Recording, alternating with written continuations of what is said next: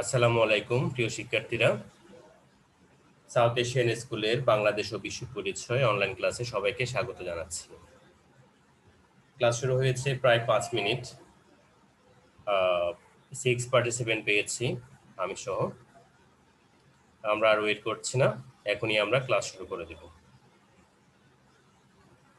এরই মধ্যে জয়েন করেছে বাবলু, সাইফ হোসাইন, আইমান শাহ, রায়হান হায়দার এবং তানভীর লোকমান। আশা করছি এদেরকে শেষ পর্যন্ত পাবো এবং এরই মধ্যে আরো পার্টিসিপেন্ট জয়েন করলে পার্টিসিপেন্টের লিস্ট আরো একটু লম্বা হবে। তাহলে প্রথমে আমরা স্ক্রিন শেয়ারে যাচ্ছি।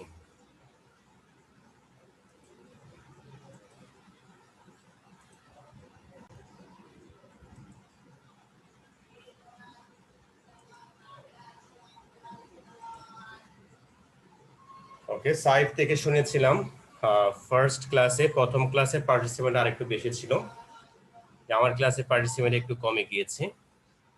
আসলে বিজিএস বইটাকে আমরা খুব ইজিলি নিতে পারি না, এটা অনেকটা ইনফরমেটিভ। কেমন অন্যান্য সাবজেক্ট আমাদের স্টুডেন্টরা যেভাবে একটা ইন্টারেস্ট, যেভাবে একটা মজা পায়, আমার মনে হচ্ছে বিজিএস এ তেমন একটা পাচ্ছে না। খুব বেশি ইনফরমেটিভ, খুব বেশি ইতিহাস, হিস্ট্রি, তারপরে হচ্ছে পলিটিক্যাল সায়েন্স, ইকোনমিক্স, ওকে, অনেকগুলো সাবজেক্টের সমন্বয় থাকার কারণে এবং অনেক বেশি ইনফরমেটিভ হওয়ার কারণে আমাদের স্টুডেন্টরা খুব ইজিলি নেয় না। এখানে আরও আছে জিওগ্রাফি।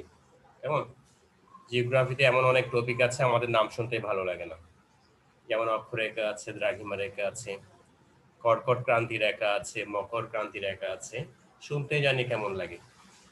কেমন তো আমরা যদি একটু একটু মনোযোগ দিয়ে পড়ি, একটু ভালোবেসে পড়ি, তাহলে আশা করছি সবার বিজিএসটা ভালো লাগবে। কেমন সবার ভালো লাগবে। আমাদের কিন্তু এ প্লাস মিস হলে বিজিএস এই মিস হয়। আমি অনেক স্টুডেন্ট দেখেছি সব সাবজেক্টে এ প্লাস, কিন্তু বিজিএস এর কারণে গোল্ডেনটা আসে নাই। ওকে, তো আমরা বিজিএসটাকে একটু গুরুত্ব দিয়ে পড়বো, অ্যাটলিস্ট ক্লাসটা করব।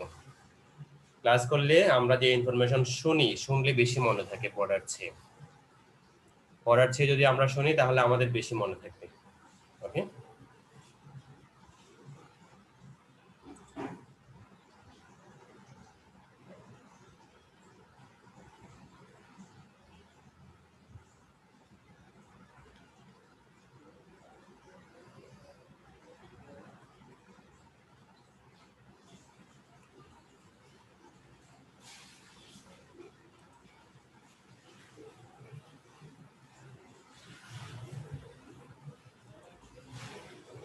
Welcome to South Asian schools online presentation.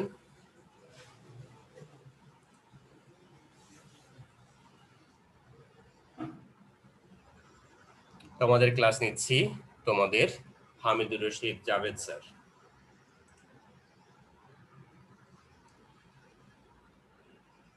দশম শ্রেণী, বাংলাদেশ ও বিশ্ব পরিচয়।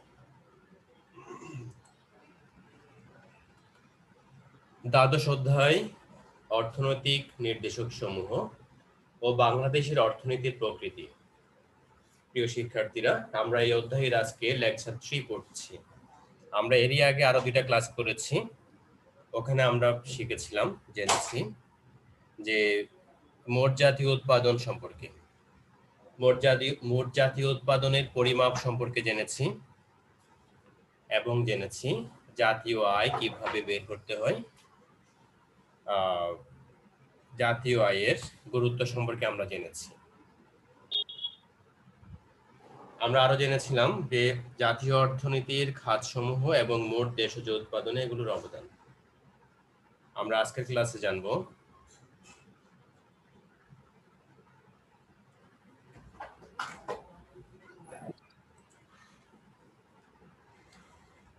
কয়েকটি দেশের জিএনপি, জিডিপি ও মাথাপিছু আয়ের তুলনা।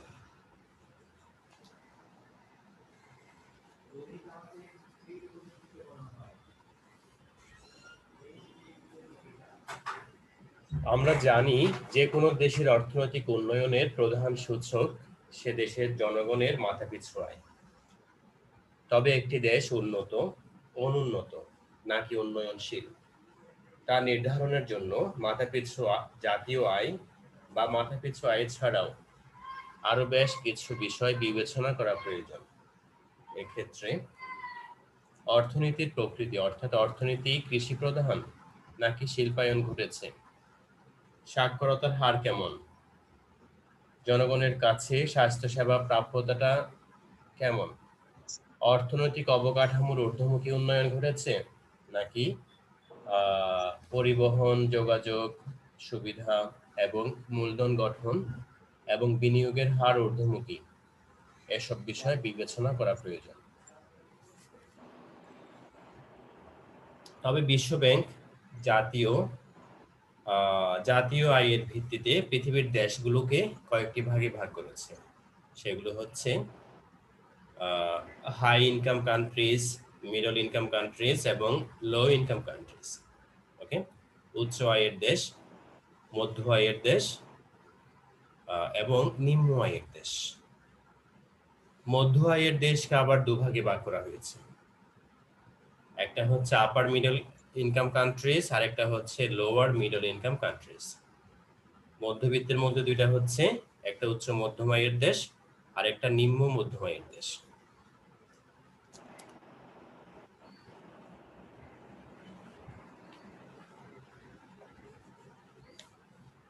আমাদের বইতে একটা সারণী আছে, যদি আমরা সারণীর দিকে দেখি, পেজ নাম্বার 162, 162 নাম্বার পৃষ্ঠা। ওকে, উচ্চ আয়ের দেশের একটা লিস্ট আছে, সেখানে আছে যুক্তরাষ্ট্র, কানাডা, যুক্তরাজ্য, নরওয়ে, সুইডেন, জাপান এবং সিঙ্গাপুর। এরা হচ্ছে উচ্চ আয়ের দেশ। ওকে, তারপরে মধ্য আয়ের দেশের মধ্যে আছে, প্রথমে হচ্ছে উচ্চ মধ্য আয়ের দেশ, তার মধ্যে আছে চায়না, ইরান, মালয়েশিয়া, তুরস্ক এবং থাইল্যান্ড। আর নিম্ন মধ্য আয়ের দেশের মধ্যে আছে ভারত, পাকিস্তান, মিশর, নাইজেরিয়া এবং শ্রীলঙ্কা। ওকে, এরপরে আছে নিম্ন আয়ের দেশ। নিম্ন আয়ের দেশের মধ্যে আছে Bangladesh, Nepal, Cambodia, Uganda, Kenya. Okay, তাহলে কতটুকু জাতীয় আয় হলে উচ্চ আয়ের দেশ বলা যাবে, মধ্য আয়ের দেশ বলা যাবে এবং নিম্ন আয়ের দেশ বলা যাবে, সারণীতে দেওয়া আছে। কেমন? স্যার আমাদের দেশ মধ্যম আয়ের দেশ না? আমাদের দেশ এখানে যে সারণীটা আছে এখানে নিম্ন আয়ের দেশ, কিন্তু এরই মধ্যে আমাদের দেশ নিম্ন মধ্যম আয়ের দেশে প্রবেশ করেছে। ওকে, নিম্ন মধ্য আয়ের দেশে প্রবেশ করেছে। ওকে, আপডেট সারণীটা এখানে দেওয়া হয় নাই, এটা আগের সারণী। তাহলে আমাদের দেশ হচ্ছে নিম্ন মধ্য আয়ের দেশ। তবে এখানে দেখাচ্ছে নিম্ন আয়ের দেশের লিস্টের মধ্যে দেখাচ্ছে। কেমন? তাহলে আমরা প্রথমে যে জানবো যে উচ্চ আয়ের দেশ কেমন। উচ্চ আয়ের দেশসমূহ উন্নত দেশ হিসেবে স্বীকৃত। আমরা সবাই স্বপ্ন দেখি এসব দেশে যাওয়ার, কেমন, ওখানে গিয়ে সেটেল হওয়ার, অনেকেই স্বপ্ন দেখি। উন্নয়ন প্রক্রিয়া শীর্ষ পর্যায়ে পৌঁছানোর কারণেই এসব দেশকে উন্নত দেশ বলা হয়, উন্নত অবস্থা অর্জন করেছে। এসব দেশের মাথাপিছু আয় এমন যে জনগণের সকল মৌলিক চাহিদা পূরণ হয়েছে। ওকে, জনগণের সব মৌলিক চাহিদা পূরণ হয়েছে। মৌলিক চাহিদা পূরণের পরেও প্রচুর অর্থ এদের এক্সট্রা থেকে যায়, আর যে এক্সট্রা টাকা থেকে যায় সেই টাকাটা মূলধন গঠনে ব্যয় হয়। ওকে, ইনভেস্টমেন্টে ব্যয় হয়। এইসব দেশে যে এক্সট্রা টাকা থাকে, উদ্ধৃত যে টাকা থাকে, তা উন্নয়ন কার্যক্রম চালানোর কাজে ব্যবহার করা হয় এবং অনেক ক্ষেত্রে আমাদের মতো যেসব দেশ আছে, অনুন্নত দেশ, উন্নয়নশীল দেশ, তাদেরকে হেল্প করার জন্য ব্যবহার করা হয়। তাহলে আমরা উপরের সারণীতে দেখেছি যে উচ্চ আয়ের দেশের মধ্যে আছে যুক্তরাষ্ট্র, কানাডা, যুক্তরাজ্য এবং ইউরোপীয় দেশ। ওকে, আবার আমাদের এশিয়ার দেশের মধ্যে আছে জাপান এবং সিঙ্গাপুর। জাপান আর সিঙ্গাপুর উচ্চ আয়ের দেশের শ্রেণী। এখন আমরা জানবো মধ্য আয়ের দেশ সম্পর্কে। মধ্য আয়ের দেশ সাধারণত উন্নয়নশীল দেশ।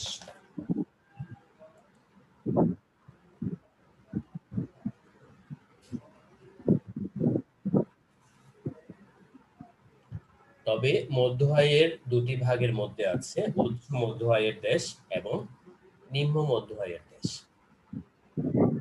আর উচ্চ মধ্য আয়ের দেশগুলোর অবস্থা উন্নত, অনেকটা উন্নত। এসব দেশের জনগণের মৌলিক চাহিদা পূরণ হয়েছে।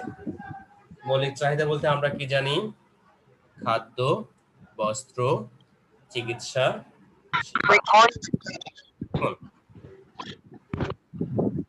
এসব চাহিদা পূরণ হয়েছে।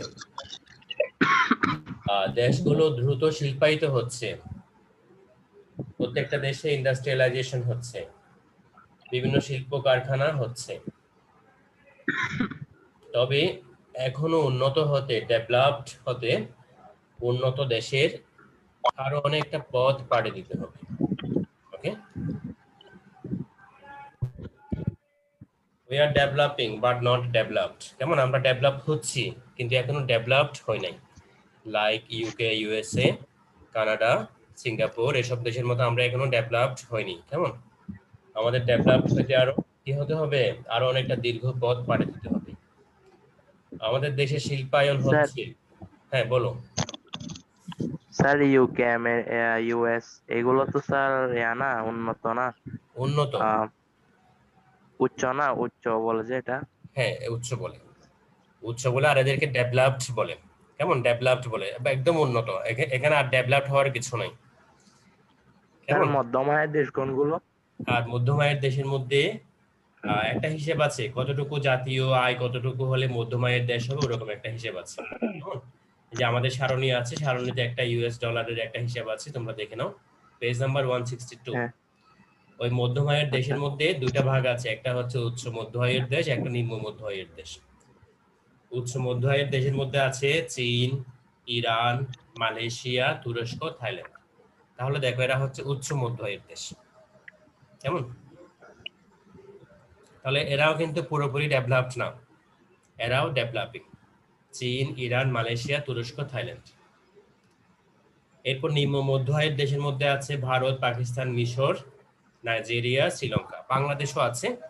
তবে বাংলাদেশের এই লিস্টে বাংলাদেশেরটা আসে না, এটা হচ্ছে আগের লিস্ট। কেমন?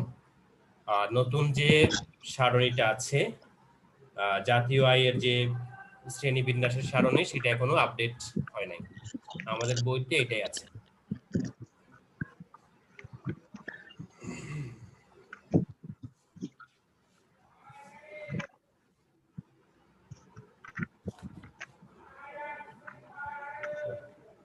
তাহলে আমরা মধ্য আয়ের দেশ হিসাবে যে এখানে একটা হিসাব আছে, হিসাবটা হচ্ছে $4,210 থেকে $9,500।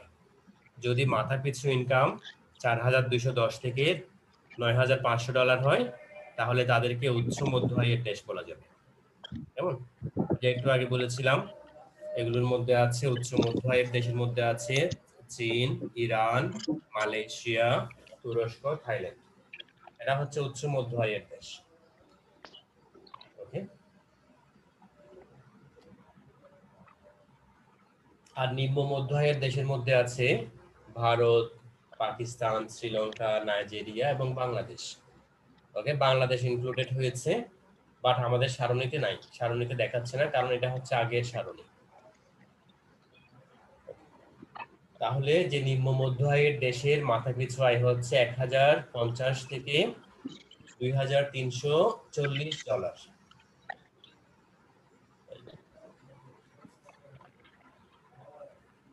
তাহলে এসব দেশকে উন্নয়নশীল দেশ বলা হয়। উন্নয়নশীল মিন্স ডেভেলপিং কান্ট্রি বলা হয়। ডেভেলপিং বলা হলেও এগুলো আসলে অনুন্নত দেশ, এখনো অনুন্নত। কেমন? তবে উন্নয়নের ধারা শুরু হয়েছে, যা ডেভেলপিং প্রক্রিয়াটা জাস্ট স্টার্ট হয়েছে। তাহলে যদি পরিকল্পিত অর্থনৈতিক কর্মকাণ্ড গ্রহণ করা যায়, তাহলে আমরাও এক সময় কি হবে, উন্নত দেশের পর্যায়ে যাব ইনশাআল্লাহ।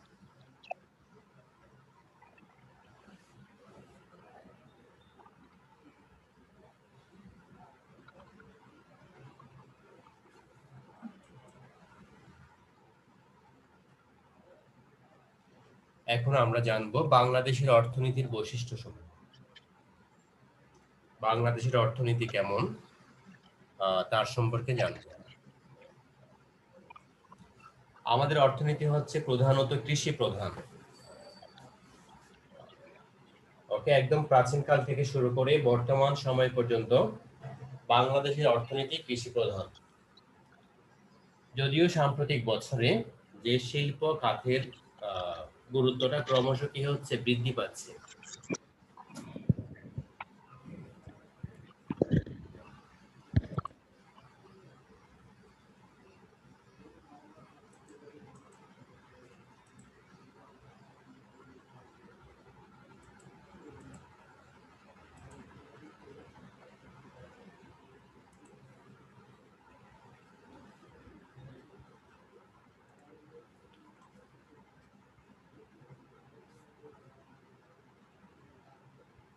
তাহলে একদম প্রাচীনকাল থেকে আমাদের অর্থনীতি হচ্ছে কৃষি প্রধান অর্থনীতি।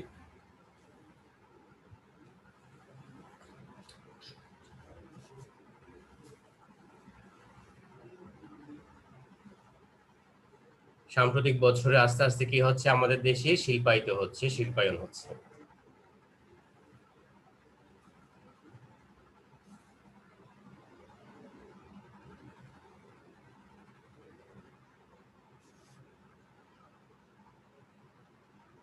আমাদের দেশের রপ্তানি আয়ে কৃষি খাতের উল্লেখযোগ্য অবদান আছে।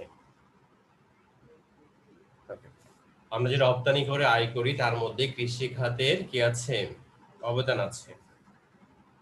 খাদ্যশস্য কৃষি খাতের অন্যতম প্রধান উৎপন্ন দ্রব্য। বিগত এক দশকেরও বেশি সময় ধরে বাংলাদেশে খাদ্য উৎপাদন ক্রমবর্ধমান এবং জনসংখ্যাও ক্রমবর্ধমান। ওকে, আমাদের যেমন খাদ্য উৎপাদনটা বাড়ছে, তেমনি আমরা জনসংখ্যাও কি হচ্ছে, আমাদের দেশের জনসংখ্যাও বেড়ে যাচ্ছে। একসাথে খাদ্য উৎপাদন প্লাস জনসংখ্যা দুইটাই বৃদ্ধি পাচ্ছে। তারপরেও আমাদের দেশ খাদ্যে স্বয়ংসম্পূর্ণ অর্জন করেছে। অর্থাৎ আমাদেরকে খাদ্য আমদানি না করলেও চলে।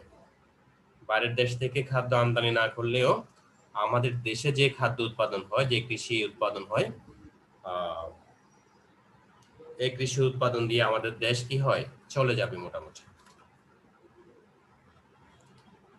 এছাড়া আমাদের দেশে শিল্প খাতের অনেক কাঁচামালের যোগান দেয় কৃষি খাত। ওকে, আমাদের যে শিল্পায়িত যে দ্রব্য, যে শিল্প খাতের যে বিভিন্ন দ্রব্য, তার যে কাঁচামালটা আমরা কৃষি থেকে পাই। যেমন পাট, চা, চামড়া ইত্যাদি।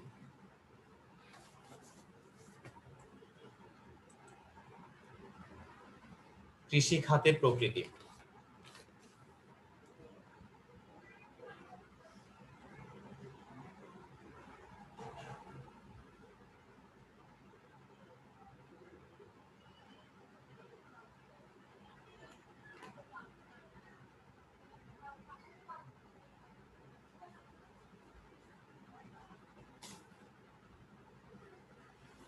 কৃষি খাত বাংলাদেশের অর্থনীতিতে একটি প্রধান এবং গুরুত্বপূর্ণ খাত।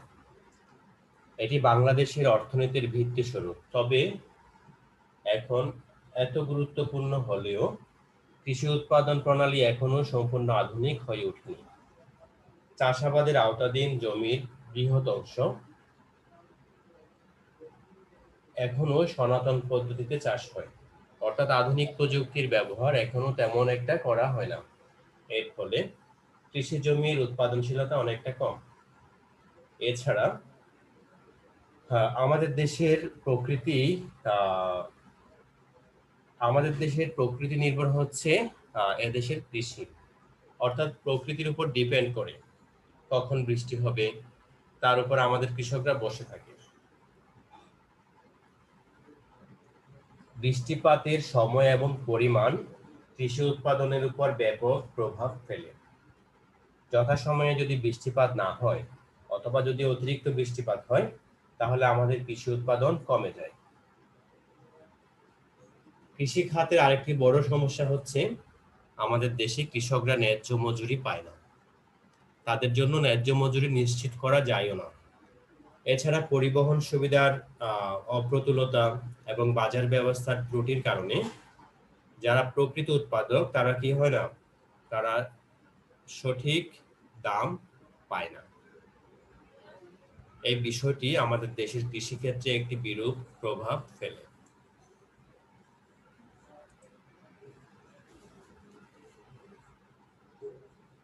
শিল্প খাতের ক্রমবর্ধমান গুরুত্ব এবং উৎপাদন।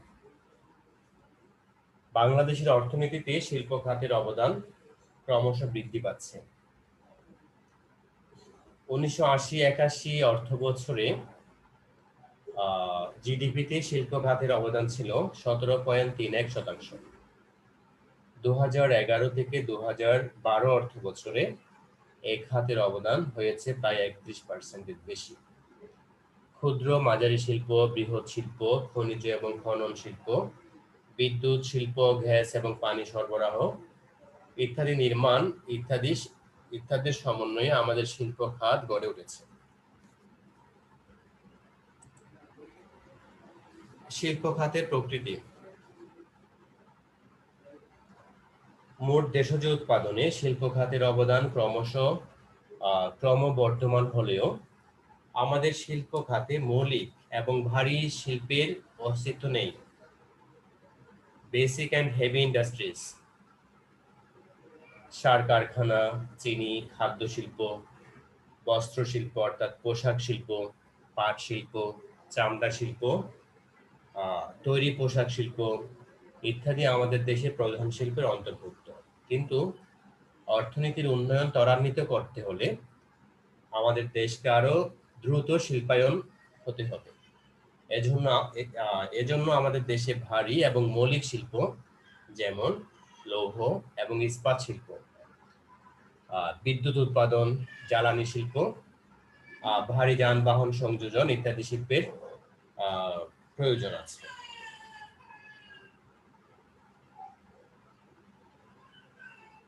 আমাদের দেশে ভারী যানবাহন সংযোজন, বৈদ্যুতিক সরঞ্জাম এবং জলযান নির্মাণ শিল্প আছে, তবে প্রয়োজনের তুলনায় অপ্রতুল।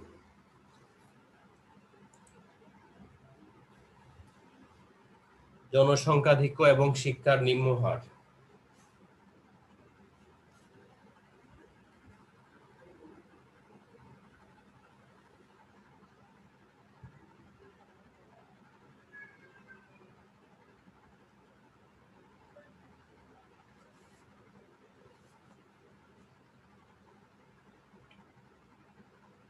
বাংলাদেশের অর্থনীতির অন্যতম প্রধান বৈশিষ্ট্য হচ্ছে জনসংখ্যাধিক্য। জনসংখ্যাধিক্য মানে হচ্ছে ব্যাপক জনসংখ্যা আমাদের দেশে। এদেশের মোট জনসংখ্যা প্রায় তোমাদের বই অনুসারে 16 কোটি। জনবসতির অস্তিত্ব ঘনত্ব বেশি, প্রতি বর্গ কিলোমিটারে 1063 জন। ওকে, বাংলাদেশ অর্থনৈতিক সমীক্ষা 2016 অনুসারে। বাংলাদেশ জনসংখ্যাধিক্যের দেশ হলেও জনসংখ্যা বৃদ্ধির হার ক্রমহ্রাসমান। ক্রমহ্রাসমান মানে আমাদের দেশের জনসংখ্যা দ্রুত কি হয়ে যাচ্ছে, একটু কমে যাচ্ছে। আগে যেভাবে যে স্পিডে জনসংখ্যা বৃদ্ধি পেত, এখন ওরকম স্পিডে জনসংখ্যা বৃদ্ধি পাচ্ছে না। আদমশুমারি রিপোর্ট অনুসারে 2001 এবং 1991 সাল অনুসারে যথাক্রমে হচ্ছে 2.17% থেকে 1.48%। ওকে, এ হার ক্রমশ হ্রাস হয়ে যাচ্ছে, ক্রমহ্রাসমান। তবে বাংলাদেশের জনসংখ্যার ঘনত্ব এবং জনসংখ্যার বৃদ্ধির হার উভয়ই তার প্রতিবেশী দেশের চেয়ে অনেক বেশি।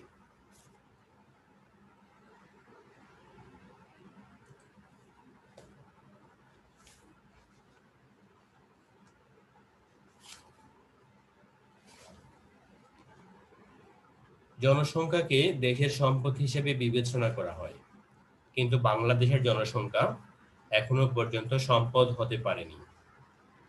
আমাদের জনসংখ্যা এখনো পর্যন্ত সমস্যা। এই কারণ বাংলাদেশে সাক্ষরতার হার হচ্ছে 61.5, অর্থাৎ 38.5% জনগণ এখনো নিরক্ষর, অক্ষর চেনে না। কেমন? নিরক্ষর জনগোষ্ঠীকে সাক্ষর করা, প্রয়োজনীয় শিক্ষা দেওয়া, প্রশিক্ষণ দেওয়া, এদের সুস্বাস্থ্য নিশ্চিত করা, কর্মক্ষেত্রে উদ্যোগী করা, মূলধনের যোগান দেওয়া, এদের জন্য কাজের ব্যবস্থা করা আমাদের রাষ্ট্রের জন্য একটি বড় চাপের সৃষ্টি হয়েছে। ব্যাপক বেকারত্ব। অনেক বেশি জনসংখ্যা হওয়ার কারণে এবং শিল্পায়নের অভাবে আমাদের দেশের জনসংখ্যার বিরাট একটি অংশ এখনো বেকার। বাংলাদেশে মোট শ্রমশক্তির একটি উল্লেখযোগ্য অংশ হচ্ছে বেকার। দেশে মজুরির হার কম বলে যে দিনমজুরদেরকে অর্ধ বেকার হিসেবে গণ্য করা হয়।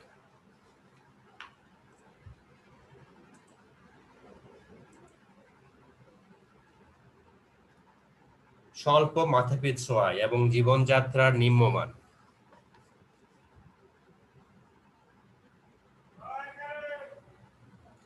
আমাদের দেশের মজুরির নিম্নহার, ব্যাপক বেকারত্ব এবং অর্ধ বেকারত্বের কারণে জনগণের মাথাপিছু আয় কম।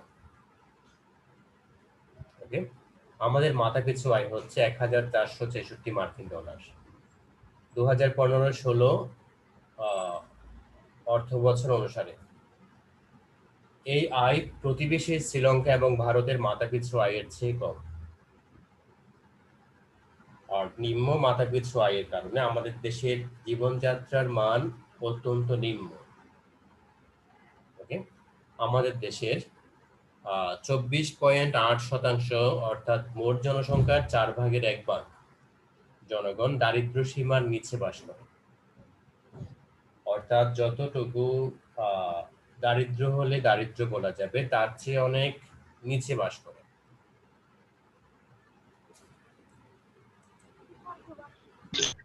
সঞ্চয়, মূলধন গঠন এবং বিনিয়োগের নিম্ন হার। মাথাপিছু আয় কম হওয়ার কারণে জনগণের সঞ্চয়ের হারও কম। সঞ্চয় হচ্ছে জনগণের যখন ইনকাম সকল মৌলিক চাহিদা পূরণ হওয়ার পরে যদি এক্সট্রা আয় থাকে, যদি মূলধন গঠনের মতো টাকা থাকে তাহলে সঞ্চয় করা যায়। তাহলে আমাদের দেশের জনগণের মাথাপিছু আয় কম হওয়ার কারণে সঞ্চয়ের হার কম, মূলধন গঠনের হারও কম এবং বিনিয়োগের নিম্ন হার রয়েছে। বিনিয়োগের নিম্ন হারের কারণে নতুন শিল্প স্থাপনও হচ্ছে না, ফলে কর্মসংস্থানের সৃষ্টি হচ্ছে না। আমাদের দেশ হচ্ছে এমন দারিদ্র যে দারিদ্র্যের চক্রের মধ্যে আবদ্ধ। তবে এই চক্র থেকে বেরিয়ে আসার জন্য সরকার বিভিন্ন পরিকল্পনা এবং কর্মসূচি গ্রহণ করেছে।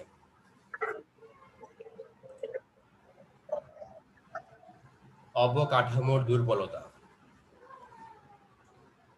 অবকাঠামো প্রধানত দুভাগে ভাগ করা হয়: সামাজিক এবং অর্থনৈতিক অবকাঠামো। শিক্ষা, স্বাস্থ্য, বিনিয়োগ, বিনোদন ইত্যাদি সামাজিক অবকাঠামোর অন্তর্ভুক্ত। যোগাযোগ ব্যবস্থা, ডাক এবং টেলিযোগাযোগ, ইলেকট্রনিক যোগাযোগ, পরিবহন। পরিবহনের মধ্যে আছে স্থল, আকাশ এবং পানিপথের পরিবহন। আর্থিক প্রতিষ্ঠান যেমন ব্যাংক, বীমা ইত্যাদি। শিল্পের জন্য ঋণদানকারী অন্যান্য প্রতিষ্ঠান, বিদ্যুৎ, পানি এবং জ্বালানি সরবরাহ, বাঁধ ব্যবস্থা এবং সেচ ব্যবস্থা ইত্যাদি অর্থনৈতিক অবকাঠামোর অন্তর্ভুক্ত। এই আর্থসামাজিক অবকাঠামো অর্থনৈতিক উন্নয়নের ভিত্তিস্বরূপ। অবকাঠামো উন্নত না হলে উন্নয়ন কর্মকাণ্ড শুরু করা যায় না। আমাদের এই অবকাঠামো অপর্যাপ্ত এবং অনুন্নত।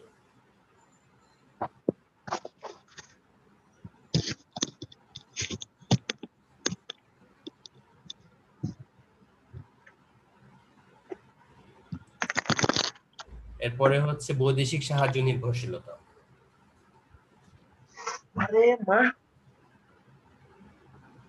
আর্থসামাজিক উন্নয়নের জন্য আমাদের দেশকে বৈদেশিক সাহায্যের উপর নির্ভরশীল হতে হয়।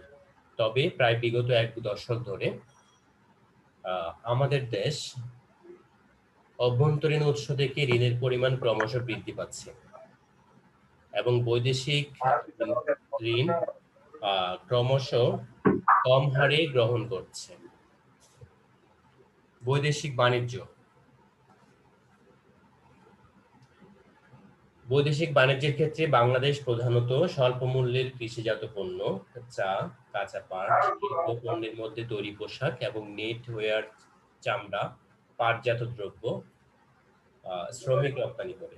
কিন্তু আমদানির মধ্যে আছে কলকবজা, যন্ত্রপাতি, জ্বালানি, পেট্রোলিয়াম। বিলাস দ্রব্যের মধ্যে আছে রঙিন টেলিভিশন, গাড়ি, প্রসাধন সামগ্রী ইত্যাদি।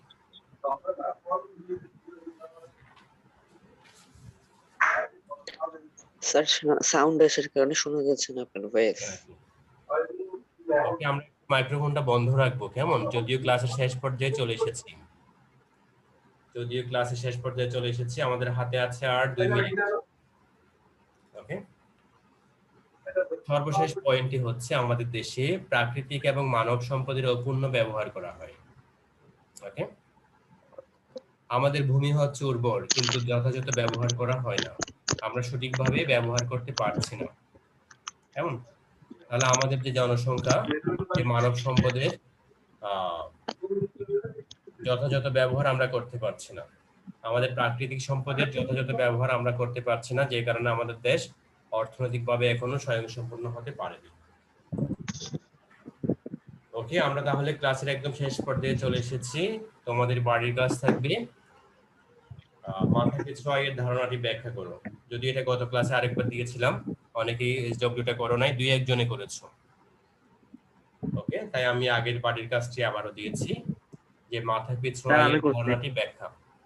কেমন? সবাই ভালো থাকবে, দেখা হবে আগামী ক্লাসে একই অধ্যায়ের পরের অংশ নিয়ে। আল্লাহ হাফেজ। ওকে স্যার, আসসালামু আলাইকুম। আসসালামু আলাইকুম। আসসালামু আলাইকুম। ওয়ালাইকুম আসসালাম। আসসালামু আলাইকুম। ওয়ালাইকুম আসসালাম।